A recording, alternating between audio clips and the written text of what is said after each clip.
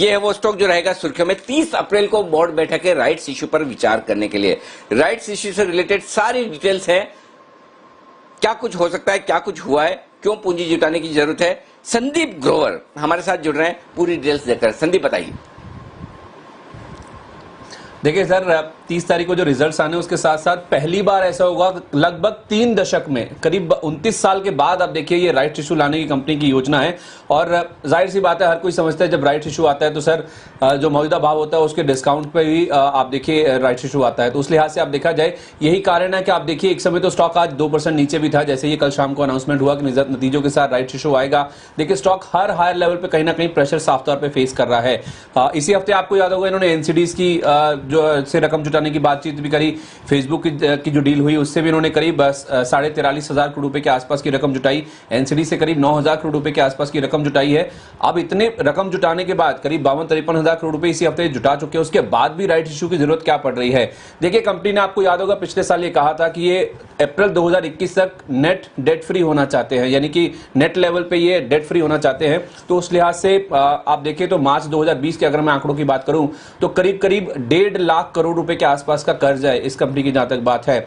जो फेसबुक की डील हुई है और ये जो एनसीडीज के जरिए रकम जुटाई है उसके बावजूद भी कुछ एनालिस्ट जिनसे मेरी बातचीत हो रही थी उनका ये कहना था कि 1.1 लाख करोड़ यानी कि 1.1 ट्रिलियन रुपीस और इनको जुटाने पड़ेंगे, जिसके बाद ही ये इनका जो लक्ष्य है अप्रैल 2021 तक नेट डेट फ्री होना है। तो उस वजह से ही आप देखिए ये जो राइट्स इशू है वो लाने की योजना कंपनी बना रही है। इनफैक्ट इनका एक प्लान ये भी था कि ये 20% स्टेक अपने केमिकल टू जो एनर्जी कारोबार है उसमें बेचेंगे, जिससे करीब $15 बिलियन के आसपास की रकम मिलेगी।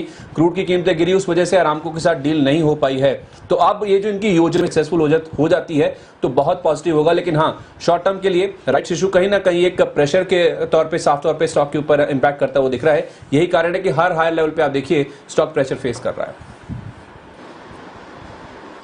ओके, तो रिलायंस इंडस्ट्रीज, सिद्धार्थ जी क्या है आपकी राय? अभी खरीदें 1425 में या राइट्स इशू का इंतजार करें 30 तारीख तक का? क्या आता है, किस प्राइस में आता है, किस साइज का आता है और उसके बाद खरीदें? 30 तारीख का इंतजार करें। प्राइस देखना बहुत जरूरी है। मुझे लगता है कि 1200-1300 के आसपास का प्राइस होना चाहिए। तो प्राइस का वेट करें, 30 तारीख का वेट करें, नतीजों का भी वेट करें और फिर खरीदें। हालांकि मैंने पिछले हफ्ते ही आपके चैनल पे ही बात करते हुए कहा था कि ये हमारे मार्केट का राजा है, तो इसको जरूर खरीदना चाहिए। और उस दिन में 100 रुपए की रैली आ चुकी थी रिलायंस में, जो टारगेट भी हो चुका था 1460 का। मुझे लगता है कि रिलायंस एक कम्युनिकेशन, जियो जो है वो कम्युनिकेशन की कंपनी नहीं होगी, ये एक बहुत बड़ी आईटी टेक्नोलॉजी कंपनी हो सकती है, जिस हिसाब से करार किया है फेसबुक के साथ। तो लॉन्ग टर्म के लिए तो बहुत बेहतरीन कंपनी है ये कंपनी। पूरे चीजों को, मोबाइल की दुनिया को चेंज कर देगी। पर मैं मानता हूं कि अगर फ्रेश खरीदारी करनी है, थोड़ा सा ठहर जाए, 2-4 दिन की बात है।